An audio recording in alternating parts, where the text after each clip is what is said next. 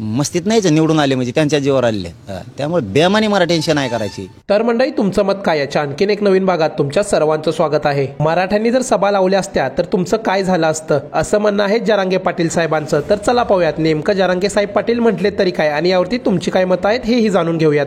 सत्यात आलात म्हणजे काय, तुम्ही काय अमृत पिऊन नाही आले. तुमचे 132 पेक्षा जास्त असे उमेदवार आहेत की ते 20,000च्या आसपास निवडून आलेले आहेत. मराठ्यांनी जर सभा लावल्या असत्या ना, पुरा राख लागली असती सगळ्यांची. त्यामुळं मराठ्यांच्या नादी नाही लागायचं उगाच. फालतू डोकं नाही लावायचं. लय मतानं आलात म्हणजे उलट तुमची जबाबदारी वाढली. गोरगरिबांचे कामं करायचे, मराठ्यांचे प्रश्न सोडवायचे, शेतकऱ्यांचे प्रश्न सोडवायचे. मस्तीत नाहीच निवडून आले म्हणजे त्यांच्या जीवावर आलेले. त्यामुळे बेमानी मराठ्यांशी नाही करायची. आरक्षण पाहिजे, ते घेतल्याशिवाय सोडत नाही. सामूहिक उपोषण सुरू होणार आहे लगेच. तर अंकुश सरांचं असं म्हणणं आहे की तुमचा करेक्ट कार्यक्रम झाला. लग गई ना तू सर सकट. कैसा लगा मेरा मजाक?